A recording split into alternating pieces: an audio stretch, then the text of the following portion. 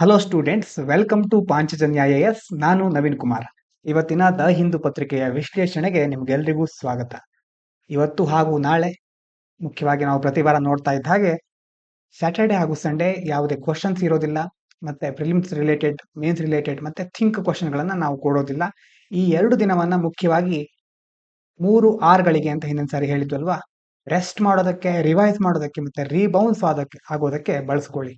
ಅಂದ್ರೆ ಎಷ್ಟು ಓದ್ತೀವೋ ಅದರ ಜೊತೆ ಅಷ್ಟು ರೆಸ್ಟ್ ಸಹ ದೇಹಕ್ಕೆ ಮುಖ್ಯ ಆಗಿರುತ್ತೆ. ಹಾಗೆ ಅದರ ಜೊತೆ ಮುಂದಿನ ವಾರವನ್ನ ಹೇಗೆ ಪ್ಲಾನ್ ಮಾಡ್ಕೋಬೇಕು, ಯಾವ ರೀತಿ ಮುಂದಿನ ವಾರವನ್ನ ಉಪಯೋಗಿಸ್ಕೊಳ್ಬೇಕು ಅನ್ನೋದ್ರ ಬಗ್ಗೆ ಚಿಂತನೆಯನ್ನು ನಡೆಸಿ, ಮತ್ತೆ ಹಿಂದಿನ ವಾರದ ಪ್ಲಾನ್ಗಳೆಲ್ಲ ಎಷ್ಟು ಸರಿಯಾಗಿ ನಾನು ಮಾಡ್ಕೊಂಡಿದ್ದೇನೆ, ಮತ್ತೆ ಹಿಂದಿನ ವಾರ ಅಂದ್ಕೊಂಡಿದ್ದ ಕೆಲಸಗಳಲ್ಲಿ ಎಷ್ಟನ್ನ ನಾನು ಪೂರೈಸಿದ್ದೇನೆ ಅನ್ನುವುದನ್ನ ಇನ್ನೊಂದ್ಸಾರಿ ಥಿಂಕ್ ಮಾಡಿ. ಹಾಗಾಗಿ ರೆಸ್ಟ್, ರಿವೈಸ್, ರೀಬೌನ್ಸ್ ಇದು ಈ 2 ದಿನಗಳಲ್ಲಿ ನೀವು ಮಾಡಿ. ಅದೇ ರೀತಿ ಇವತ್ತು ಹಾಗೂ ನಾಳೆ ನಿಮ್ಗೆ ಯಾವುದಾದ್ರೂ ಇಷ್ಟವಾದ ಕೋಟ್ ಸಿಕ್ಕಿದ್ರೆ, ಬೇರೆ ಬೇರೆ ಹೇಳಿಕೆಗಳಾಗಿರ್ಬಹುದು, ಕಾವ್ಯದ ಸಾಲುಗಳಾಗಿರ್ಬಹುದು, ಯಾವ್ದು ಇಷ್ಟವಾದ ಲೈನ್ಗಳನ್ನು ನೀವು ಕಮೆಂಟ್ ಮಾಡಬಹುದು. ಅದರಿಂದ ಬೇರೆಯವರು ಸಹ ಉಪಯೋಗವನ್ನು ಪಡ್ಕೋಬಹುದು.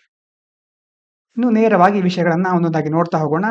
ಮೊದಲನೇದು US ಎಲೆಕ್ಷನ್ ಏಡ್ ಅಲಿಗೇಷನ್ಸ್. ಇದು ಇಂಟರ್ನ್ಯಾಷನಲ್ ರಿಲೇಷನ್ಗೆ ಸಂಬಂಧಪಟ್ಟಂತ ವಿಷಯ. ಇನ್ನು India China worked hard to protect G20. ಇದು ಸಹ ಇಂಟರ್ನ್ಯಾಷನಲ್ ರಿಲೇಷನ್. ಇನ್ನು ಕೆಳಗಡೆ converting court case backlogs into treasure ಟ್ರೋವ್ಸ್.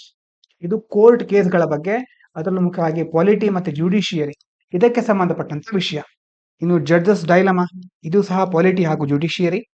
ಇನ್ನು ಸದರ್ನ್ ಡಿಸ್ಕಂಫರ್ಟ್, ಇದರ ಬಗ್ಗೆ ನಾವು ಮೊದಲಿಂದ ನೋಡಿದ್ವಿ ಒಂದ್ಸಾರಿ. ಫೆಡರಲಿಸಂ, ಪಾಲಿಟಿಯಲ್ಲಿ ಫೆಡರಲಿಸಂ ಸಂಬಂಧಪಟ್ಟಂತ ವಿಷಯ ಇದು. ಇನ್ನು US visit viewed through industry business lens. ಇದು ಇಂಟರ್ನ್ಯಾಷನಲ್ ರಿಲೇಷನ್. ಭಾರತ ಮತ್ತು ಅಮೆರಿಕಾದ ಸಂಬಂಧದ ನಡುವೆ ಕೆಲವು ಅಂಶಗಳನ್ನು ಇಲ್ಲಿ ಪ್ರಸ್ತಾಪಿಸುತ್ತಾರೆ. ಇನ್ನು concept of sexual equality must be part of syllabus. Supreme ಕೋರ್ಟಿನ ಜಡ್ಜ್ ಆದ BV ನಾಗರತ್ನ ಅವರು ಈ ಹೇಳಿಕೆಯನ್ನು ಕೊಟ್ಟಿದ್ದಾರೆ. ಇದು ಮುಖ್ಯವಾಗಿ ನಾವು ಎಥಿಕ್ಸ್ ಹಾಗೂ ಎಸ್ಸೆಗಳಲ್ಲಿ ಬಳಸ್ಕೋಬಹುದು. ಒಂದೊಂದಾಗಿ ನೋಡ್ತಾ ಹೋಗೋಣ. ಮೊದಲನೇದು US election aid allegations deeply troubling says ministry of external affairs. ಭಾರತದ ವಿದೇಶಾಂಗ ಸಚಿವಾಲಯ ಇದೆಯಲ್ವಾ, ಅದು ಒಂದು ಕಳವಳವನ್ನು ವ್ಯಕ್ತಪಡಿಸ್ತಾ ಇದೆ. ಯಾಕಂತಂದ್ರೆ US ನಲ್ಲಿ ಒಂದು ಡಾಜ್ ಅನ್ನುವಂತ ಒಂದು ಸಂಸ್ಥೆ ಇದೆ. ಆ ಒಂದು ಸಂಸ್ಥೆಯ ಪ್ರಕಾರ ಅಂತಂದ್ರೆ ಅದರ ಫುಲ್ ಫಾರ್ಮ್ ಏನು, US department of government efficiency ಅಂತ ಅದ್ರ ಫುಲ್ ಫಾರ್ಮ್. ಅದು ಈ US ಏಡ್ ನಾವು ಕೆಲವು ದಿನಗಳ ಹಿಂದೆ ನೋಡಿದ್ವಿ. US ಏಡ್ ಅಂತಂದ್ರೆ United States agency for international development. ಹಲವಾರು ದೇಶಗಳಿಗೆ US ಏಡ್ ನ ಮೂಲಕ ಹಣಕಾಸಿನ ಸಹಾಯವನ್ನ ಮಾಡ್ತಾ ಇದ್ರು. ಆದ್ರೆ ಈಗ ಈ ಎಲಾನ್ ಮಸ್ಕ್ ಅವರು ಮತ್ತೆ ಅದರ ಕೆಲವೊಂದು ಮುಖ್ಯಸ್ಥರೆಲ್ಲ ಸೇರ್ಕೊಂಡು ಈಗ ಏನ್ ಹೇಳ್ತಾ ಇದ್ದಾರೆ ಅಂತಂದ್ರೆ, US ಡಾಜ್ ಆ ಗುಂಪಿನಲ್ಲಿ ಇದ್ದಾರೆ ಎಲಾನ್ ಮಸ್ಕ್ ಮುಂತಾದವರು. ಆ US ಡಾಜ್ ನಲ್ಲಿ says it cancel 21 million in US aid funds for voter turnout in India. ಅವರೇನ್ ಹೇಳ್ತಾ ಇದ್ದಾರೆ, ಅದು ಸುಮಾರು $21 million US ಏಡ್ ಅನ್ನ ಭಾರತಕ್ಕೆ ಕೊಡೋದನ್ನ ನಾವು ಕ್ಯಾನ್ಸಲ್ ಮಾಡಿದ್ದೀವಿ.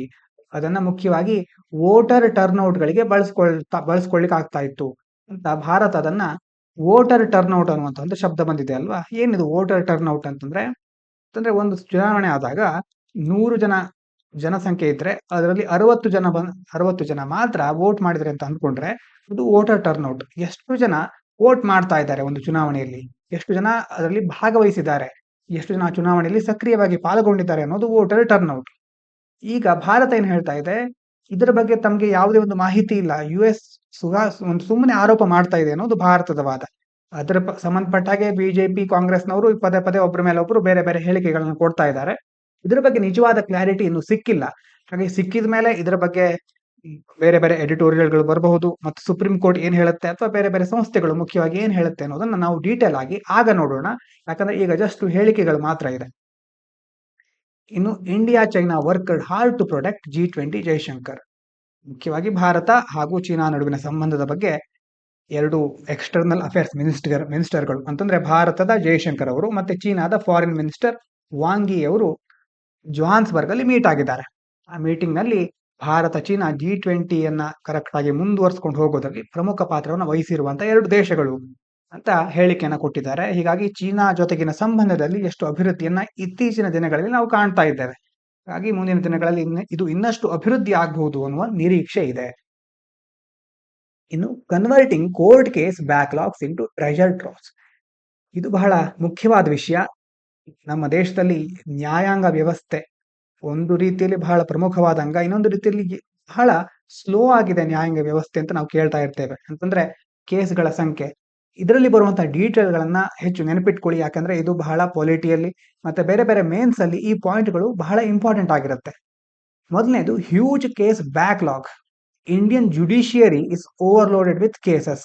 82,000 in Supreme Court, 62 lakh in High Courts, and nearly 5 crore in lower courts. Many cases are stuck for over 10 years. ನೋಡಿ, ಭಾರತದಲ್ಲಿ ಈ ನ್ಯಾಯಾಲಯಗಳಲ್ಲಿ ಎಷ್ಟು ದೊಡ್ಡ ಮಟ್ಟದ ಪ್ರಕರಣಗಳು ಇನ್ನೂ ಹಾಗೆ ಬಾಕಿ ಇದೆ ಅಂತ ಫ್ಯಾಕ್ಟ್ಸ್ ಅನ್ನ ಕೊಡ್ತಾ ಇದ್ದಾರೆ. ಬಹಳ ಸರಿಯಾಗಿ ನೆನಪಿಟ್ಕೊಳ್ಳಿ. ಸುಪ್ರೀಂ ಕೋರ್ಟ್ ನಲ್ಲಿ ಸುಮಾರು 82,000ಕ್ಕಿಂತ ಹೆಚ್ಚು ಪ್ರಕರಣಗಳು ಬಾಕಿ ಇದೆ. ಹೈಕೋರ್ಟ್ ನಲ್ಲಿ 62 ಲಕ್ಷಕ್ಕಿಂತ ಹೆಚ್ಚು ಪ್ರಕರಣಗಳು. ಇನ್ನು ಕೆಳಮಟ್ಟದ ನ್ಯಾಯಾಲಯಗಳಿರುತ್ತಲ್ವಾ, ಇದರಲ್ಲಿ ಸುಮಾರು ಈ ಒಂದು ನ್ಯಾಯಾಲಯಗಳಲ್ಲಿ ಸುಮಾರು 5 ಕೋಟಿ ಪ್ರಕರಣಗಳು ಬಾಕಿ ಇದೆ. ಎಷ್ಟೋ ಪ್ರಕರಣಗಳು ಸುಮಾರು 10 ವರ್ಷಕ್ಕೂ ಹಿಂದಿನಿಂದ ಆಗಿನ ಕಾಲದಿಂದ ಇನ್ನೂ ಸಹ ಮುಂದುವರಿತಾ ಇದೆ. ಯಾಕೆ ಇಷ್ಟೊಂದು ಪ್ರಕರಣಗಳು ಹಾಗೆ ಬಾಕಿ ಇದೆ ಅಂತಂದ್ರೆ, why so many cases? Because people take every small dispute to court and India has very few judges, only 21 per million people. The system also allows too many appeals and delays. ಯಾಕೆ ಇಷ್ಟೊಂದು ಪ್ರಕರಣ ಇದೆ? ಸಣ್ಣ ಸಣ್ಣ ವಿಚಾರಕ್ಕೂ ಕೋರ್ಟ್ನ ಮೊರೆ ಹೋಗೋದು, ಅಂದ್ರೆ ಚಿಕ್ಕ ಚಿಕ್ಕ ಜಗಳಗಳಿಗೋಸ್ಕರ ಅದನ್ನ ಈಸಿಯಾಗಿ ಪರಿಹರಿಸಿಕೊಳ್ಳುವಂತಹ ಸಮಸ್ಯೆಗಳಿಗೂ ಪ್ರತಿಯೊಂದಕ್ಕೂ ಹೈಕೋರ್ಟ್, ಸುಪ್ರೀಂ ಕೋರ್ಟ್, ಕೆಳಮಟ್ಟದ ನ್ಯಾಯಾಲಯಗಳಿಗೆ ಹೋಗ್ತಾ ಇದ್ರೆ ಪದೇ ಪದೇ ಅಲ್ಲಿ ಕೇಸ್ಗಳ ಸಂಖ್ಯೆ ಹೆಚ್ಚಾಗ್ತಾನೆ ಹೋಗುತ್ತೆ. ಇನ್ನೊಂದು ಮುಖ್ಯವಾದ ಅಂಶ ಏನು, ಭಾರತದಲ್ಲಿ ಪ್ರತಿ 10 ಲಕ್ಷ ಜನರಿಗೆ ಕೇವಲ 21 ನ್ಯಾಯಾಧೀಶರು ಮಾತ್ರ ಇರೋದು. ಅಂತಂದ್ರೆ 10 ಲಕ್ಷ ಜನರಿಗೆ ಕೇವಲ 21 ನ್ಯಾಯಾಧೀಶರು ಇರೋದು. ಹಾಗಾಗಿ ಅವ್ರ ಹತ್ರ ಇಷ್ಟು ದೊಡ್ಡ ಮಟ್ಟದ ಕೇಸ್ಗಳನ್ನ ನಿಭಾಯಿಸಲಿಕ್ಕೆ ಸಾಧ್ಯ ಆಗ್ತಾ ಇಲ್ಲ. ಇದರಿಂದ ಏನಾಗತ್ತೆ, ತೀರ್ಮಾನ ಪ್ರಕ್ರಿಯೆ, ಅವರು ಆ ಒಂದು ತೀರ್ಮಾನವನ್ನು ಕೊಡುವಂತಹ ಪ್ರಕ್ರಿಯೆಗಳು ವಿಳಂಬ ಆಗ್ತಾನೆ ಹೋಗ್ತಾ ಇರುತ್ತೆ ಅಂತ ನೀವು ಕೇಳಿರ್ಬಹುದು. ವಿಚಾರಣೆಯನ್ನ ಮುಂದೂಡ್ತಾ ಇದ್ದಾರೆ ಅಂತಂದ್ರೆ ಪದೇ ಪದೇ ಹೊಸ ಕೇಸ್ಗಳು ಬರ್ತಾ ಇದ್ದ ಹಾಗೆ ಅದರ ತೀರ್ಮಾನವನ್ನ ಮುಂದೂಡ್ತಾ ಇರ್ಬೇಕಾಗತ್ತೆ. ಅದರ ಜೊತೆ ನಮ್ಮ ಸಿಸ್ಟಮ್ ಅಲ್ಲಿ ಕೆಲವೊಂದು ಅವಕಾಶಗಳಿದೆ. ಅಂದ್ರೆ ಮರು ವಿಚಾರಣೆಯನ್ನ ಬಯಸೋದು ಅಂತಂದ್ರೆ ಒಬ್ಬ ಲೋವರ್ ಕೋರ್ಟ್ ನಲ್ಲಿ ಒಂದು ಕೇಸ್ ಹಾಕಿದ್ದಾನೆ ಅಂತಂದ್ರೆ ಅದನ್ನ ಅಲ್ಲಿ ಮುಂದೂಡ್ತಾರೆ. ಅಲ್ಲಿ ಮುಂದೂಡ ಆದ್ಮೇಲೆ ಎಷ್ಟೋ ದಿನಗಳ ನಂತರ ತೀರ್ಮಾನ ಸಿಕ್ಕಿದ್ರೆ ಒಬ್ಬ ವ್ಯಕ್ತಿಗೆ ಅದು ಸರಿ ಅನ್ಸೋದಿಲ್ಲ. ಅವನೇನ್ ಮಾಡ್ತಾರೆ, ಈ ಕೋರ್ಟ್ ಸರಿಯಾಗಿ ನನಗೆ ತೀರ್ಮಾನವನ್ನು ಕೊಟ್ಟಿಲ್ಲ, ಜಡ್ಜ್ಮೆಂಟ್ ಸರಿ ಇಲ್ಲ ಅಂತ ಹೈಕೋರ್ಟ್ಗೆ ಹೋಗ್ಬಹುದು. ಕೆಲವೊಂದು ರಾಜಕೀಯ ಪಕ್ಷಗಳು, ಸೆಲೆಬ್ರಿಟಿಗಳೆಲ್ಲ ಮತ್ತೆ ಹೈಕೋರ್ಟ್ಗೆ ಅದನ್ನ ಅಪೀಲ್ ಮಾಡುತ್ತೆ. ಹೈಕೋರ್ಟ್ ಅಲ್ಲೂ ಅದು ಸರಿಯಾದ ಒಂದು ತೀರ್ಮಾನ ಸಿಕ್ಕಿಲ್ಲ ಅಂತ ಅವ್ರಿಗೆ ಅನ್ಸಿದ್ರೆ ಮತ್ತೆ ಸುಪ್ರೀಂ ಕೋರ್ಟ್ಗೆ ಹೋಗ್ತಾರೆ. ಇಷ್ಟು ಟೈಮು, ಎಷ್ಟು ದೊಡ್ಡ ಮಟ್ಟದ ಹಣ, ಮತ್ತೆ ಸುಪ್ರೀಂ ಕೋರ್ಟ್ ಮತ್ತೆ ಬೇರೆ ಬೇರೆ ನ್ಯಾಯಾಂಗ ವ್ಯವಸ್ಥೆಯ ಒಂದು ಸಂಪನ್ಮೂಲಗಳು ಎಷ್ಟು ವೇಸ್ಟ್ ಆಗ್ತಾ ಇರುತ್ತೆ ಇದರಲ್ಲಿ. ಹಾಗಾಗಿ ಇದರಿಂದ ಒಳ್ಳೆಯದು ಹೌದು, ಅಂತಂದ್ರೆ ಸರಿಯಾದ ನ್ಯಾಯ ಸಿಗಬೇಕು ಅನ್ನುವಂಥದ್ದು ಒಳ್ಳೆಯ ಕ್ರಮ ಹೌದು ಅಂತ ನಾವು ಒಪ್ಕೋಬಹುದು. ಆದ್ರೆ ಅದರಿಂದ ಇಂಥ ಸಮಯ ಹಾಗೂ ಹಣ ಮತ್ತೆ ಸಂಪನ್ಮೂಲಗಳ ವೇಸ್ಟ್ ಸಹ ಹೆಚ್ಚಾಗ್ತಾನೆ ಹೋಗುತ್ತೆ. ಪ್ರಕರಣಗಳು ಹಾಗಾಗಿ ವರ್ಷಗಳ ಕಾಲ ಮುಂದುವರಿತಾನೆ ಹೋಗುತ್ತೆ. Next, government is a major litigant. The government is involved in almost half of the court cases. Reducing unnecessary litigation and promoting settlements can help ease the burden. ಎಷ್ಟೋ ಪ್ರಕರಣಗಳಲ್ಲಿ ಸರ್ಕಾರದ ಪಾತ್ರವೂ ಇದೆ. ಅಂತಂದ್ರೆ ಈಗ ಒಂದು ವೇಳೆ ಸರ್ಕಾರದ ಕುರಿತಾಗಿ ಯಾರಾದ್ರೂ PLIಗಳನ್ನ, ಪಬ್ಲಿಕ್ ಇಂಟ್ರೆಸ್ಟ್ ಲಿಟಿಗೇಷನ್ ಅನ್ನು ಸಲ್ಲಿಸ್ತಾರೆ, ಅಥವಾ ಸರ್ಕಾರದ ವಿರುದ್ಧ ಕೆಲವೊಂದು ಮೊಕದ್ದಮೆಗಳನ್ನ ಹೂಡ್ತಾರೆ. ಹೀಗಾಗಿ ಸರ್ಕಾರದ ಪಾತ್ರ ಬಹಳ ಇರುತ್ತೆ ಇದರಲ್ಲಿ. ಅದಕ್ಕೋಸ್ಕರ ಏನ್ ಮಾಡ್ಬೇಕು, ಸರ್ಕಾರ ಅನಗತ್ಯ ಪ್ರಕರಣಗಳನ್ನ ಕಡಿಮೆ ಮಾಡಬೇಕು, ಮತ್ತೆ ಪರಿಹಾರ ವ್ಯವಸ್ಥೆಗಳನ್ನ ಹುಡುಕ್ಬೇಕು, ಅದನ್ನ ಉತ್ತೇಜಿಸಬೇಕು. ಹೀಗೆ ಮಾಡೋದ್ರಿಂದ ನ್ಯಾಯಾಲಯದಲ್ಲಿ ಈ ಹೊರೆ ಇದೆಯಲ್ವಾ, ಇಷ್ಟು ದೊಡ್ಡ ಮಟ್ಟದಲ್ಲಿ, ಇದನ್ನ ತಗ್ಗಿಸ್ಲಿಕ್ಕೆ ಸಹಾಯ ಆಗುತ್ತೆ. Mediation as a solution. Instead of fighting in court, people can try mediation, where a trained neutral person helps both sides find a fair solution. This is faster and cheaper. ಅಂದ್ರೆ ಪರಿಹಾರ ಮಾರ್ಗ ಅಥವಾ ಸಂಧಾನ ಮಾರ್ಗವನ್ನ ರೂಪಿಸೋದು. ಕೋರ್ಟ್ ನಲ್ಲಿ ವರ್ಷಗಟ್ಟಲೆ ಹೋರಾಟ ಮಾಡೋ ಬದಲು ಒಂದು ಮೀಡಿಯೇಷನ್ ಅಂತ, ನೀವು ಲೋಕ ಅದಾಲತ್ ಅಂತ ಕೇಳಿರಬಹುದು. ಅಂದ್ರೆ ಬೇರೆ ಬೇರೆ ತಮ್ಮ ಒಂದು ಪ್ರಾಥಮಿಕ ಮಟ್ಟದಲ್ಲೇ ಆ ಒಂದು ಕೇಸ್ಗಳನ್ನ ಪರಿಹರಿಸ್ಕೊಂಡ್ಬಿಡೋದು. ಹಾಗಾಗಿ ಅದರಿಂದ ಏನಾಗ್ತಾ ಇದೆ, ಮುಖ್ಯವಾಗಿ ಬಹಳ ವೇಗವಾಗಿ ಮತ್ತು ಕಡಿಮೆ ಖರ್ಚಿನಲ್ಲಿ ಕೇಸನ್ನ ಪರಿಹರಿಸಿಕೊಳ್ಳಬಹುದು.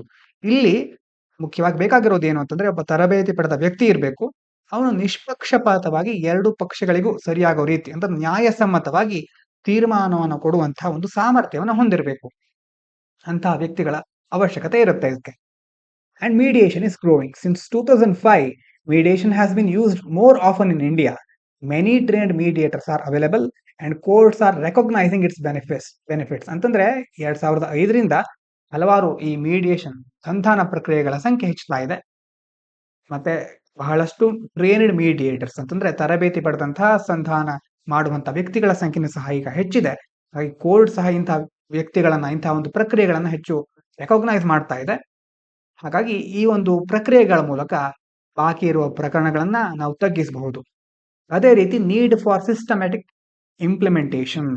Courts can assign cases to mediators early, making the legal system more efficient.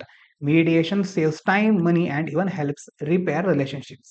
ಅಂದ್ರೆ ಈಗ ಬಹಳಷ್ಟು ಸಂಧಾನ ವ್ಯವಸ್ಥೆ ಬೆಳೀತಾ ಇದೆ, ಇದ್ರ ಬಗ್ಗೆ ನೋಡಿದ್ವಲ್ವಾ. ಇನ್ನು ಸುಧಾರಿತವಾದ ಅನುಷ್ಠಾನಗಳ ಅಗತ್ಯ ಇದೆ. ಅಂತಂದ್ರೆ ಪ್ರಕರಣಗಳನ್ನ ಬಹಳ ಮೊದಲೇ ಇಂಥ ಒಂದು ಕೇಸ್ಗಳಿಗೆ ಮೀಡಿಯೇಷನ್ ಮೂಲಕ ಅವರು ಪರಿಹರಿಸಿಕೊಳ್ಳಿಕ್ಕೆ ಪ್ರಯತ್ನ ಮಾಡಲಿ. ನೇರವಾಗಿ ಕೋರ್ಟ್ಗೆ ಬರೋದಕ್ಕಿಂತ ಮೊದಲು ಮೀಡಿಯೇಷನ್ ಮೂಲಕ ಅದನ್ನ ಪರಿಹರಿಸಿಕೊಳ್ಳಿಕ್ಕೆ ಆಗತ್ತ ಅಂತ ಟ್ರೈ ಮಾಡ್ಲಿ ಅಂತ ನ್ಯಾಯಾಂಗ ವ್ಯವಸ್ಥೆಗಳು ಬೇರೆ ಒಂದು ಪ್ರಕ್ರಿಯೆಗಳನ್ನ ರೂಪಿಸಬೇಕು. ಅದರಿಂದ ಕೇಸ್ಗಳ ಸಂಖ್ಯೆ ಕಡಿಮೆ ಆಗೋದ್ರ ಜೊತೆಗೆ ಹಣ ಉಳಿಸಬಹುದು, ಮತ್ತೆ ಸಂಬಂಧಗಳನ್ನ ಬಹಳ ಬೇಗ ಸರಿಪಡಿಸೋಕೆ ಸಾಧ್ಯ ಆಗಬಹುದು. ಅಂತಂದ್ರೆ ಚಿಕ್ಕ ಪುಟ್ಟ ಜಗಳಗಳಿಗೆಲ್ಲ ಕೋರ್ಟ್ ನ ಮೊರೆ ಹೋಗೋದಕ್ಕೆ ಬಿಡಬಾರ್ದು ಅನ್ನೋದು ಈ ಒಂದು ನ್ಯಾಯಾಂಗ ವ್ಯವಸ್ಥೆಯ ಒಂದು ಅಭಿಪ್ರಾಯ. ಹಾಗಾಗಿ ಎಲ್ಲ ಪಾಯಿಂಟ್ಗಳನ್ನ ಸರಿಯಾಗಿ ನೆನ್ಪಿಟ್ಕೊಳ್ಳಿ. ಇದಾದ ನಂತರ ಈ ಕಡೆ ಕೆಲವೊಂದು US visit viewed through industry business lens.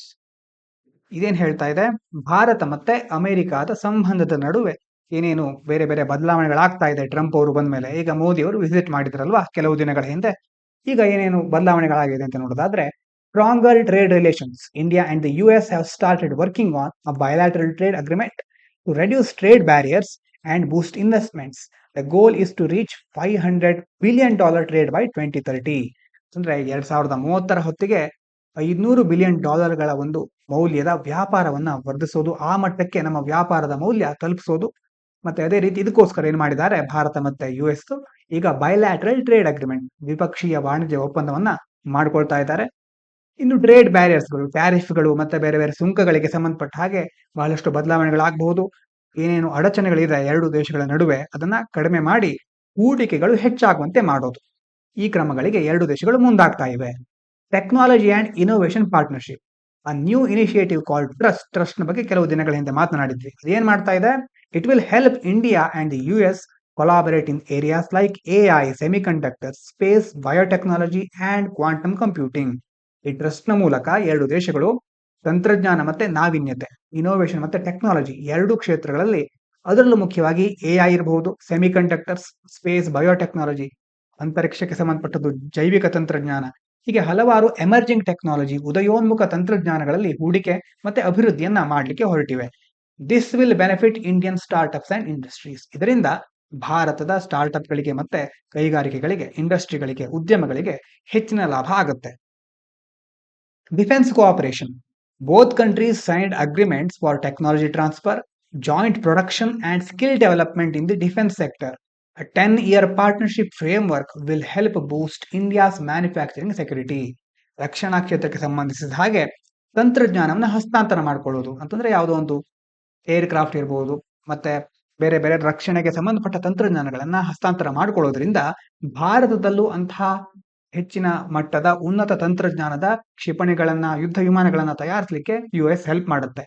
ಮತ್ತೆ ಜಂಟಿ ಉತ್ಪಾದನೆ, ಎರಡೂ ದೇಶಗಳು ಸೇರ್ಕೊಂಡು ಹೊಸ ಹೊಸ ಯುದ್ಧೋಪಕರಣಗಳನ್ನ ಪ್ರೊಡ್ಯೂಸ್ ಮಾಡೋದು, ಉತ್ಪಾದಿಸೋದು, ಮತ್ತೆ ಕೌಶಲ್ಯ ಅಭಿವೃದ್ಧಿಗೆ ಸಂಬಂಧಿಸಿದ ಒಪ್ಪಂದಗಳಿಗೆ ಎರಡು ದೇಶಗಳು ಸಹಿ ಹಾಕ್ತಾ ಇವೆ. ಇನ್ನು 10 ವರ್ಷದ ಒಂದು ಒಪ್ಪಂದದ ಮೂಲಕ ಏನಾಗ್ತಾ ಇದೆ, ಭಾರತದಲ್ಲಿ ರಕ್ಷಣಾ ವಲಯಕ್ಕೆ ಸಂಬಂಧಿಸಿದ ಉತ್ಪಾದನೆ ಹೆಚ್ಚಾಗ್ತಾನೆ ಹೋಗುತ್ತೆ. ಇದರಿಂದ ಎರಡು ದೇಶಗಳಿಗೂ ಲಾಭ ಆಗುತ್ತೆ. ಇನ್ನು energy security, India and US are working together on energy, including increasing hydrocarbon production and developing small modular reactors for clean energy. This will help India meet its net zero targets. Net zero target ಅಂತಂದ್ರೆ ಏನು, emission ಮತ್ತೆ ಅದನ್ನ absorption. ನೀವು ಬಹಳ ಹಿಂದೆ ಹೇಳಿದ್ದೆ ಒಂದ್ಸಾರಿ, carbon emit ಆಗ್ತಾ ಇರುತ್ತೆ ಬೇರೆ ಬೇರೆ ಉದ್ಯಮಗಳಿಂದ. ಆ ಒಂದು ಎಮಿಟ್ ಆಗಿರುವಂತಹ ಕಾರ್ಬನ್ ಅನ್ನ ಅಬ್ಸಾರ್ಬ್ ಮಾಡ್ಕೊಳ್ಳೋ ರೀತಿಯಲ್ಲಿ ಬೇರೆ ಬೇರೆ ಕ್ರಮಗಳನ್ನ ಕೈಗೊಳ್ಳೋದು. ಟೋಟಲ್ ಆಗಿ ವಾತಾವರಣದಲ್ಲಿ ಎಷ್ಟು ಎಮಿಟ್ ಆಗಿದೆಯೋ ಅಷ್ಟು ಅಬ್ಸಾರ್ಬ್ ಆಗಬೇಕು, ಆಗ ಅದು ನೆಟ್ ಝೀರೋ ಅಂತ ಕರೆಸ್ಕೊಳ್ಳುತ್ತೆ. ಈ ನೆಟ್ ಝೀರೋ ಗುರಿ ಇದೆ ಭಾರತಕ್ಕೆ. ಆ ಗುರಿಯನ್ನ ಸಾಧಿಸಲಿಕ್ಕೆ ಹೈಡ್ರೋಕಾರ್ಬನ್ ಉತ್ಪಾದನೆಯನ್ನು ಹೆಚ್ಚಿಸೋದು ಮತ್ತೆ ಶುದ್ಧ ಇಂಧನಕ್ಕೋಸ್ಕರ ಸಣ್ಣ ಅಣು ರಿಯಾಕ್ಟರ್ಗಳು, ಸ್ಮಾಲ್ ಮಾಡ್ಯುಲರ್ ರಿಯಾಕ್ಟರ್ ಅಂತ ಕೇಳಿದ್ದೇವೆ. ಬಜೆಟ್ ನಲ್ಲೂ ಇದರ ಬಗ್ಗೆ ದೊಡ್ಡ ಮಟ್ಟದ ಹಣವನ್ನ ಬಿಡುಗಡೆ ಮಾಡಿದ್ದಾರೆ. ಹಾಗಾಗಿ ಇದನ್ನು ಅಭಿವೃದ್ಧಿಪಡಿಸೋದಕ್ಕೆ ಭಾರತ ಮತ್ತೆ ಅಮೆರಿಕ ಒಟ್ಟಾಗಿ ಕೆಲಸ ಮಾಡ್ತಾ ಇವೆ. ಇದಾದ ನಂತರ infrastructure development. The two Nations are supporting India middle East Europe economic corridor for better trade and connectivity. They are also planning undersea cables to improve India's digital economy. ಮುಖ್ಯವಾಗಿ ಇಲ್ಲಿ ಏನೇನು ಅಂಶಗಳು ಬಂತು, IMEC ಫುಲ್ ಫಾರ್ಮ್ ಏನು? India middle East Europe economic corridor. ಇದರ ಮೂಲಕ ನೀವು ಮೊದಲೊಂದ್ಸಾರಿ ಹೇಳಿದ್ನಲ್ವಾ, ಈ ಭಾರತ ಇಲ್ಲಿದೆ ಅಂತಂದ್ರೆ ಈ ಕಡೆ ಮಿಡಲ್ ಈಸ್ಟ್ ಬರುತ್ತೆ, ಸೌದಿ ಕಂಟ್ರೀಸ್ಗಳು ಬರುತ್ತೆ, ಅದಾದ ನಂತರ ಈ ಕಡೆ ಯುರೋಪ್ ಬರುತ್ತೆ. ಇಲ್ಲಿಂದ ಇಲ್ಲಿ ತನಕ ಒಂದು ಎಕನಾಮಿಕ್ ಕಾರಿಡಾರ್ ನ ಡೆವಲಪ್ ಮಾಡ್ತಾರೆ. ಟ್ರೇಡ್ ಮತ್ತೆ ವಾಣಿಜ್ಯಕ್ಕೆ ಸಂಬಂಧಪಟ್ಟ ಬೇರೆ ಬೇರೆ ಮಾರ್ಗಗಳಿಂದ ಇಲ್ಲಿ ನಾವು ಹೆಚ್ಚಿನ ಒಂದು ವಾಣಿಜ್ಯವನ್ನ ಸಾಧಿಸಬಹುದು, ಹೆಚ್ಚಿನ ಆರ್ಥಿಕ ಒಪ್ಪಂದಗಳನ್ನ ಅಥವಾ ಆರ್ಥಿಕ ಅಭಿವೃದ್ಧಿಯನ್ನ ಮಾಡ್ಕೊಳ್ಬಹುದು. ಗ್ಲೋಬಲ್ ಟ್ರೇಡ್ಗೆ ಇದು ಹೆಲ್ಪ್ ಆಗುತ್ತೆ. ಹಾಗಾಗಿ ಇದರಿಂದ ಮೂಲಸೌಕರ್ಯ ಅಭಿವೃದ್ಧಿ ಆಗುತ್ತೆ. ಭಾರತ, ಮಧ್ಯಪ್ರಾಚ್ಯ ಮತ್ತು ಯುರೋಪ್ ಆರ್ಥಿಕ ಮಾರ್ಗ ಅಂತ ಇದಕ್ಕೆ ಕನ್ನಡದಲ್ಲಿ ಕರಿಬಹುದು. ಇದರಿಂದ ವ್ಯಾಪಾರ ಮತ್ತೆ ಸಂಪರ್ಕ ಇದೆರಡನ್ನು ಸುಗಮಗೊಳಿಸಲಿಕ್ಕೆ ಸಾಧ್ಯ ಆಗುತ್ತೆ. US ಮತ್ತೆ ಭಾರತ ಇದಕ್ಕೆ ಒಟ್ಟಾಗಿ ಸೇರ್ಕೊಂಡು ಮುಂದಾಗ್ತಾ ಇವೆ. ಇನ್ನು ಭಾರತದ ಡಿಜಿಟಲ್ ಆರ್ಥಿಕತೆ, ಡಿಜಿಟಲ್ ಎಕಾನಮಿ ಅಂತ ಕರಿತೀವಲ್ವಾ, ಅದನ್ನ ಬೆಂಬಲಿಸಲಿಕ್ಕೋಸ್ಕರ ಸಮುದ್ರದ ಅಡಿಯಲ್ಲಿ ಕೇಬಲ್ಗಳನ್ನ ಅಳವಡಿಸುವ ಯೋಜನೆ ಸಹ ಮುಂದುವರಿತಾ ಇದೆ. ಅಂಡರ್ ಸಿ ಕೇಬಲ್ಸ್ ಅಂತ ಕರೀತಾರೆ. ಆಪ್ಟಿಕಲ್ ಫೈಬರ್ ಕೇಬಲ್ಗಳು ಅಂತ ಹೇಳ್ತೀವಲ್ವಾ, ಡೇಟಾ ಟ್ರಾನ್ಸ್ಮಿಟ್ ಆಗಲಿಕ್ಕೆ ಹೆಚ್ಚು ಉಪಯೋಗ ಆಗುವಂತ ಕೇಬಲ್ಗಳು ಇವು. ಹಾಗಾಗಿ ಅದನ್ನ ಸಮುದ್ರದ ಅಡಿಯಲ್ಲಿ ಅಳವಡಿಸ್ತಾರೆ. ಆ ಯೋಜನೆಗಳನ್ನು ಸಹ ಮುಂದುವರಿಸ್ತಾ ಇದ್ದಾರೆ. ಇನ್ನು ಕೊನೆಯ ಪಾಯಿಂಟ್ ಇಲ್ಲಿರೋದು education and student benefits. US universities will set up campuses in India, making it easier for Indian students to get a global education. Legal processes for student mobility are also expected to be streamlined. ಅಂತಂದ್ರೆ ಎರಡು ದೇಶಗಳ ಬೇರೆ ಬೇರೆ ಕಡೆ ವಿದ್ಯಾರ್ಥಿಗಳು ಇರ್ತಾರೆ. ಅಂತಂದ್ರೆ ಅಮೆರಿಕದ ವಿಶ್ವವಿದ್ಯಾಲಯಗಳಲ್ಲಿ ಭಾರತದ ವಿದ್ಯಾರ್ಥಿಗಳು ಅಲ್ಲಿ ಹೋಗಿ ಕಲಿತಾ ಇದ್ದಾರೆ. ಈಗ ಅಲ್ಲಿರುವ ವಿಶ್ವವಿದ್ಯಾಲಯಗಳ ಶಾಖೆಗಳನ್ನ ಭಾರತದಲ್ಲೂ ಸ್ಥಾಪಿಸಲಿಕ್ಕೆ ಅಮೆರಿಕ ಮುಂದಾಗ್ತಾ ಇದೆ. ಇದರಿಂದ ಭಾರತದ ವಿದ್ಯಾರ್ಥಿಗಳಿಗೆ ವರ್ಲ್ಡ್ ಲೆವೆಲ್ ಅಂತ ಜಾಗತಿಕ ಮಟ್ಟದ world standard, global standard education ಅನ್ನ ಪಡೀಲಿಕ್ಕೆ ಸಾಧ್ಯ ಆಗುತ್ತೆ. ಜೊತೆಗೆ ಅಮೆರಿಕಕ್ಕೆ ಇಲ್ಲಿಂದ ಹೋಗ್ತಾರಲ್ವಾ, ಅಲ್ಲಿಗೆ ಹೋದಬೇಕಾದ್ರೆ ಕೆಲವೊಂದು ಸಮಸ್ಯೆಗಳಿರುತ್ತೆ. ವೀಸಾಕ್ಕೆ ಸಂಬಂಧಪಟ್ಟಾಗಿರ್ಬಹುದು, ಬೇರೆ ಬೇರೆ ಯಾವುದೇ ಕಾನೂನು ತೊಡಕುಗಳಿರುತ್ತಲ್ವಾ, ಅದನ್ನ ಈಸಿಯಾಗಿ ನಿವಾರಿಸಲಿಕ್ಕೆ ಬೇರೆ ಬೇರೆ ಕ್ರಮಗಳನ್ನ, ಕಾನೂನು ಪ್ರಕ್ರಿಯೆಗಳನ್ನ ಸರಳೀಕರಿಸಲಿಕ್ಕೆ ಮುಂದಾಗ್ತಾ ಇದ್ದಾರೆ. ಹಾಗಾಗಿ ಶಿಕ್ಷಣ ಕ್ಷೇತ್ರಕ್ಕೆ ಸಂಬಂಧಪಟ್ಟ ಹಾಗೆ ಈ ಒಂದು ಬೆಳವಣಿಗೆಗಳು ವಿದ್ಯಾರ್ಥಿಗಳಿಗೆ ಹೆಲ್ಪ್ ಮಾಡಬಹುದು ಅನ್ನುವಂತ ಪ್ರತಿಕ್ರಿಯೆ ವ್ಯಕ್ತ ಆಗ್ತಾ ಇದೆ. ಇದಾದ ನಂತರ ಕಾಣಿಸ್ತಾ ಇರ್ಬೋದು ಅಂತ ಅಂದ್ಕೊಂಡಿದ್ದೇನೆ. ಇನ್ನು ಮುಂದಿನ ಆರ್ಟಿಕಲ್ ಲೋಕ್ಪಾಲ್ ಮತ್ತೆ ಜುಡಿಷಿಯರಿ. ಇಲ್ಲಿರೋದು ಜಡ್ಜಸ್ ಡೈಲೆಮಾ ಅಂತಿದೆಯಲ್ವಾ, ಇಲ್ಲಿ ಇದರ ಬಗ್ಗೆ ಈಗ ನೋಡ್ಲಿಕ್ಕೆ ಹೊರಟಿದ್ದೇವೆ. ಇದರ ಬಗ್ಗೆ ನೀವು ನೋಡಿದ್ವಿ, ಏನು ಲೋಕ್ಪಾಲ್ ಮತ್ ಏನ್ ಮಾಡ್ತಾ ಇದೆ, ಒಂದು ಜಡ್ಜ್ಗೆ ಸಂಬಂಧಪಟ್ಟ ಕೇಸನ್ನ ನಿರ್ವಹಿಸಲಿಕ್ಕೆ ಹೊರಟಿತ್ತು. ಆದ್ರೆ ಸುಪ್ರೀಂ ಕೋರ್ಟ್ ಅದಕ್ಕೆ ಸ್ಟೇ ಅನ್ನ ತಂದಿದೆ. ನಿನ್ನೆ ವಿಡಿಯೋ ನೋಡಿದ್ರೆ ನಿಮ್ಗೆ ನೆನಪಿರಬಹುದು. ಅದರ ಬಗ್ಗೆ ಕೆಲವು ಪಾಯಿಂಟ್ ಗಳನ್ನ ಕೊಟ್ಟಿದ್ದಾರೆ. Lokpal versus judiciary. The Lokpal rule that high court judges fall under its jurisdiction, but the Supreme Court put this rule on hold, raising concerns about judicial independence and accountability. ಏನಾಗ್ತಾ ಇದೆ ಇಲ್ಲಿ, ಲೋಕ್ಪಾಲ್ ಏನ್ ಹೇಳ್ತಾ ಇದೆ, ನ್ಯಾಯಮೂರ್ತಿಗಳ ಮೇಲೆ, ಈ ಹೈಕೋರ್ಟ್ ಜಡ್ಜಸ್ ಗಳ ಮೇಲೂ ತಮಗೆ ಅಧಿಕಾರ ಇದೆ ಅಂತ ಅವ್ರು ಹೇಳ್ತಾ ಇದ್ದಾರೆ. ಆದ್ರೆ ಸುಪ್ರೀಂ ಕೋರ್ಟ್ ಏನ್ ಮಾಡಿದೆ, ಈ ತೀರ್ಮಾನವನ್ನ ತಾತ್ಕಾಲಿಕವಾಗಿ ಸ್ಥಗಿತಗೊಳಿಸಿದೆ. ಇದರಿಂದ ನ್ಯಾಯಾಂಗದ ಸ್ವಾಯತ್ತತೆ ಮತ್ತೆ ಹೊಣೆಗಾರಿಕೆ ಕುರಿತು ಚರ್ಚೆಗಳಾಗ್ತಾ ಇದೆ. ಸ್ವಾಯತ್ತತೆ ಅಂತಂದ್ರೆ ಜುಡಿಷಿಯರಿಗೆ ಎಷ್ಟು ಇಂಡಿಪೆಂಡೆನ್ಸ್ ಇದೆ, ಎಷ್ಟು ಸ್ವಾಯತ್ತತೆ ಇದೆ ಇವರಿಗೆ, ಮತ್ತೆ ಅವರ ಹೊಣೆಗಾರಿಕೆ ಏನು ಹಾಗಾದ್ರೆ ಅನ್ನೋದ್ರ ಬಗ್ಗೆ ಚರ್ಚೆಗಳಾಗ್ತಾ ಇದೆ. Judges as public servants. Judges are considered public servants under the Prevention of Corruption Act. But traditionally, corruption cases against them require consultation with the Chief Justice of India. ನೆನಪಿಟ್ಕೊಳ್ಳಿ ಇದನ್ನ. ಈಗ ನ್ಯಾಯಮೂರ್ತಿಗಳಿರ್ತಾರಲ್ವಾ, ಇವರು ಸಾರ್ವಜನಿಕ ಸೇವಕರ, ಪಬ್ಲಿಕ್ ಸರ್ವೆಂಟ್ಗಳ ಅಂತ ಒಂದು ಪ್ರಶ್ನೆ ಬಂದಿತ್ತು ಮೊದಲು. ಈಗ ಭ್ರಷ್ಟಾಚಾರ ತಡೆ ಕಾಯ್ದೆ ಅಡಿಯಲ್ಲಿ ನ್ಯಾಯಮೂರ್ತಿಗಳನ್ನ ಸಾರ್ವಜನಿಕ ಸೇವಕರು ಅಂತ ಪರಿಗಣಿಸಲಾಗುತ್ತೆ.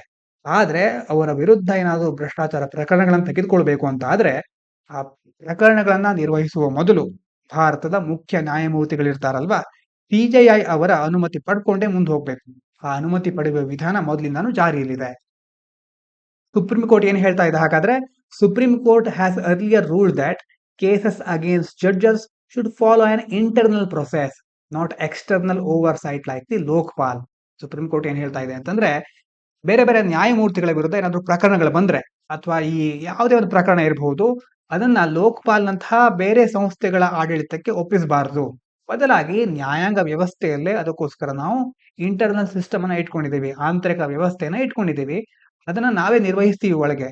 ಹಾಗಾಗಿ ಅವುಗಳನ್ನ ಹೊರಗಡೆ ಯಾವುದೇ ಸಂಸ್ಥೆಗೆ ವಹಿಸಬಾರದು ಅನ್ನುವಂತ ತೀರ್ಪನ್ನ ಮೊದಲೇ ಸುಪ್ರೀಂ ಕೋರ್ಟ್ ನೀಡಿತ್ತು.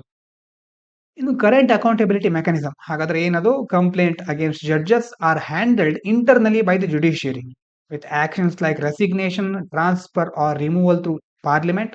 However these processes like transparency. ಅಂದ್ರೆ ಕೆಲವೊಂದ್ಸರಿ ಏನಾಗ್ತಾ ಇದೆ, ಈಗ ಯಾವುದೇ ಒಂದು ಕೇಸ್ಗಳು ಬರಬಹುದು ಜಡ್ಜಸ್ಗಳಿಗೆ ಸಂಬಂಧಪಟ್ಟಿತ್ತು. ಆಗ ಆ ನ್ಯಾಯಮೂರ್ತಿಗಳ ವಿರುದ್ಧದ ದೂರುಗಳನ್ನ ನ್ಯಾಯಾಂಗ ವ್ಯವಸ್ಥೆ ಸ್ವತಃ ನಿರ್ವಹಿಸುತ್ತೆ. ಸಾಮಾನ್ಯವಾಗಿ ರಾಜೀನಾಮೆ ಇರಬಹುದು ಅಥವಾ ವರ್ಗಾವಣೆ ಮಾಡೋದು, ಪಾರ್ಲಿಮೆಂಟ್ ಮೂಲಕ ಅವರನ್ನ ಇಂಪೀಚ್ ಮಾಡೋದು, ಮಹಾಭಿಯೋಗ ಅಥವಾ ನಿರ್ಗಮನ ಮಾಡೋ ರೀತಿಯ ಪ್ರಕ್ರಿಯೆಗಳನ್ನು ನಡೆಸೋದು. ಇಂತಹ ಪ್ರಕ್ರಿಯೆಗಳ ಮೂಲಕ ಅವರಿಗೆ ಬೇಕಾದಂತಹ ಕ್ರಮಗಳನ್ನ ಕೈಗೊಳ್ಳಲಾಗತ್ತೆ. ಆದ್ರೆ ಈ ಪ್ರಕ್ರಿಯೆಯಲ್ಲಿ ಟ್ರಾನ್ಸ್ಪರೆನ್ಸಿ, ಪಾರದರ್ಶಕತೆ ಇಲ್ಲ ಅನ್ನುವಂತಹ ಅಭಿಪ್ರಾಯಗಳು ಕಂಡು ಬರ್ತಾ ಇದೆ. ಇನ್ನು need for reform, there is a debate on whether the current system is enough or if an independent process should be introduce to ensure proper accountability while maintaining judicial independence. ಒಂದು debate ಆಗ್ತಾ ಇದೆ ಮೊದಲಿಂದ. ಈಗಿರೋ ವ್ಯವಸ್ಥೆನೇ ಸರಿಯಾಗಿದೆ, ಅದನ್ನೇ ಮುಂದುವರಿಸೋದಾ, ಅಥವಾ ನ್ಯಾಯಾಂಗ ಈ ಸ್ವಾಯತ್ತತೆ ಇದೆಯಲ್ವಾ, ಜುಡಿಷಿಯರಿ ಇಂಡಿಪೆಂಡೆನ್ಸ್, ಅದನ್ನ ಉಳಿಸ್ಕೊಂಡು ಮತ್ತೆ ಬೇರೆ ಬೇರೆ ಹೊಣೆಗಾರಿಕೆಗೋಸ್ಕರ ಅವರ ಅಕೌಂಟಬಿಲಿಟಿಯನ್ನ ಹೆಚ್ಚು ಮಾಡೋದಕ್ಕೋಸ್ಕರ ಬೇರೆಯದೇ ಆದಂತಹ ಒಂದು ಸ್ವತಂತ್ರ ಪ್ರಕ್ರಿಯೆಯನ್ನ ರೂಪಿಸಬೇಕಾ ಅನ್ನೋದ್ರ ಬಗ್ಗೆ ಚರ್ಚೆ ನಡೀತಾನೆ ಇರುತ್ತೆ. ಮೊನ್ನೆ ಹೇಳಿದ್ವಿ ನಾವು, ಚೆಕ್ಸ್ ಅಂಡ್ ಬ್ಯಾಲೆನ್ಸ್ ಅಂತ ಒಂದು ಕಾನ್ಸೆಪ್ಟ್ ಬರುತ್ತೆ ಅಂತ. ಅಂತಂದ್ರೆ 3 ವಿಭಾಗಗಳಿರುತ್ತಲ್ವಾ, ಜುಡಿಷಿಯರಿ ಮತ್ತೆ ಲೆಜಿಸ್ಲೇಷನ್ ಮತ್ತೆ ಎಕ್ಸಿಕ್ಯೂಷನ್. ಅಂತಂದ್ರೆ ಮುಖ್ಯವಾಗಿ ನ್ಯಾಯಾಂಗ, ಶಾಸಕಾಂಗ, ಕಾರ್ಯಾಂಗ, ಈ 3 ವಿಭಾಗಗಳು ಪರಸ್ಪರ ಬ್ಯಾಲೆನ್ಸ್ ಆಗ್ಬೇಕು. ಒಂದು ವಿಭಾಗ ಇನ್ನೊಂದು ವಿಭಾಗವನ್ನ ಸಂಪೂರ್ಣವಾಗಿ ಕಂಪ್ಲೀಟ್ ಆಗಿ ಕಂಟ್ರೋಲ್ ತೆಗೆದುಕೊಳ್ಳಿಕ್ಕೆ ಬಿಡಬಾರ್ದು. ಪ್ರತಿಯೊಬ್ಬರು ಇನ್ನೊಬ್ಬರ ಒಂದು ಆಳ್ವಿಕೆಯನ್ನ ಹದ್ದುಬಸ್ನಲ್ಲಿ ಇಡಬೇಕು. ಹಾಗಾಗಿ ಯಾರೂ ಸಾರ್ವಭೌಮರಾಗಬಾರದು, ಯಾರೂ ಕೆಳಗಡೆನೂ ಬೀಳಬಾರದು. ಅಂತಂದ್ರೆ ಪ್ರತಿಯೊಬ್ಬರು ಸಮಾನ ರೀತಿಯಲ್ಲಿ ಕಾರ್ಯನಿರ್ವಹಿಸ್ಕೊಂಡು ಹೋಗ್ಬೇಕು.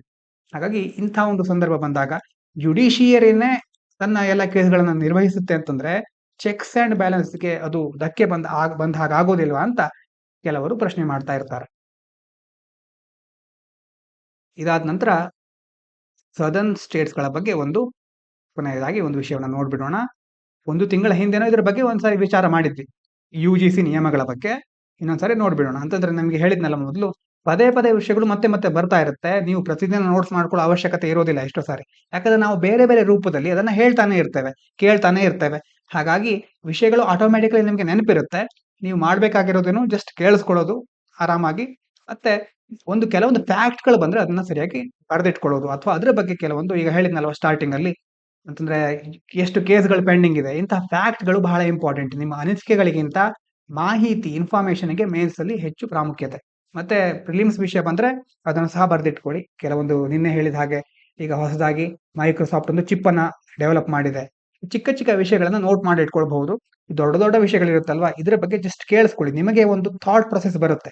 ಪ್ರತಿದಿನ ಕೇಳ್ತಾ ಇದ್ರೆ ಅದನ್ನ ನೀವು ಮುಂದುವರ್ಸ್ಕೊಂಡು ಹೋದ್ರೆ ಸಾಕು. ಇನ್ನು ಕೊನೆಯದಾಗಿ, States oppose UGC regulation. Non BJP ruled States like Kerala, Tamil Nadu, Telangana and Karnataka oppose the UGC's new rules on appointing university vice chancellors, arguing that they weaken state power and university autonomy. ಏನಾಗ್ತಾ ಇದೆ, UGCಯ ಒಂದು ನಿಯಮ ಬಂದಿತ್ತು. ಆ ನಿಯಮದ ಪ್ರಕಾರ ಈಗ ವೈಸ್ ಚಾನ್ಸಲರ್ ಇರ್ತಾರಲ್ವಾ, ವಿಶ್ವವಿದ್ಯಾಲಯಗಳ ಕುಲಪತಿಗಳನ್ನ ನೇಮಕ ಮಾಡೋದ್ರ ಬಗ್ಗೆ ಹೊಸ ನಿಯಮಗಳು ಬಂದಿತ್ತು. ಆದ್ರೆ ಈ ಕೇರಳ, ತಮಿಳುನಾಡು, ತೆಲಂಗಾಣ, ಕರ್ನಾಟಕ ಸೇರಿದ ಹಾಗೆ ಬಿಜೆಪಿ ಬಿಟ್ಟು ಬೇರೆ ಪಕ್ಷಗಳು, ಬಿಜೆಪಿಯ ವಿರುದ್ಧ ಪಕ್ಷಗಳನ್ನ ಹೊಂದಿರುತ್ತಲ್ವಾ ಸರ್ಕಾರ, ಆ ಸರ್ಕಾರಗಳು ಇದನ್ನ ವಿರೋಧಿಸ್ತಾ ಇದೆ. ಅವ್ರೇನ್ ಹೇಳ್ತಾ ಇದ್ದಾರೆ ಅಂತಂದ್ರೆ, ಈ ಒಂದು ನಿಯಮಗಳು ರಾಜ್ಯಗಳ ಅಧಿಕಾರವನ್ನ ಮತ್ತೆ ಅದ್ರ ಜೊತೆ ವಿಶ್ವವಿದ್ಯಾಲಯಗಳಿಗಿರುವ ಸ್ವಾಯತ್ತತೆಯನ್ನ ಕಡಿಮೆ ಮಾಡುತ್ತೆ ಅಂತ ಈ ರಾಜ್ಯಗಳು ವಾದಿಸ್ತಾ ಇವೆ. Centralisation of appointments. The new rules give more control to the governor and the UGC in selecting VCs, reducing the role of state governments in university administration. ಅಂತಂದ್ರೆ ಈಗ ಹೊಸ ನಿಯಮಗಳು ಬಂದಿದೆ ಅಲ್ವಾ, ಇದು ಮುಖ್ಯವಾಗಿ ಗವರ್ನರ್ ಮತ್ತೆ UGCಗೆ ಹೆಚ್ಚಿನ ಅಧಿಕಾರವನ್ನು ನೀಡ್ತಾ ಇದೆ. ಇದರ ಪರಿಣಾಮವಾಗಿ ವಿಶ್ವವಿದ್ಯಾಲಯಗಳ ಆಡಳಿತದಲ್ಲಿ ರಾಜ್ಯ ಸರ್ಕಾರಗಳ ಪಾತ್ರ ಕಡಿಮೆ ಆಗ್ತಾ ಇದೆ. ಇನ್ನೊಂದು ಅಂಶ ಏನ್ ಹೇಳ್ತಾ ಇದ್ದಾರೆ ರಾಜ್ಯಗಳು ಅಂತಂದ್ರೆ, concerns over education quality. States fear that regulations will lower academic standards, increase commercialization and make higher education less accessible to disadvantaged students. ಅವರ ಪ್ರಕಾರ ಈ ನಿಯಮಗಳು ಶೈಕ್ಷಣಿಕ ಮಾನದಂಡ, ಗುಣಮಟ್ಟವನ್ನ ಕಡಿಮೆ ಮಾಡಬಹುದು. ಮತ್ತೆ ವ್ಯಾಪಾರೀಕರಣ ಅಂದ್ರೆ ಮುಖ್ಯವಾಗಿ ಲಾಭೋದ್ದೇಶಕ್ಕೋಸ್ಕರ ಈ ಶಿಕ್ಷಣ ಸಂಸ್ಥೆಗಳು ಮುಂದಾಗಬಹುದು. ಲಾಭವನ್ನೇ ಮುಖ್ಯವಾಗಿ ಇಟ್ಕೊಂಡು ಹೋಗ್ಬಿಟ್ರೆ ಆರ್ಥಿಕವಾಗಿ ಹಿಂದುಳಿದ ವಿದ್ಯಾರ್ಥಿಗಳಿಗೆ ಉನ್ನತ ಶಿಕ್ಷಣ ಸರಿಯಾಗಿ ಸಿಕ್ಕೋದಿಲ್ಲ ಅನ್ನುವಂತಹ ಭಯ ಈಗ ರಾಜ್ಯಗಳಿಗೆ ವ್ಯಕ್ತ ಅವು ರಾಜ್ಯಗಳು ಅಂತಹ ಭಯವನ್ನು ವ್ಯಕ್ತಪಡಿಸ್ತಾ ಇದೆ.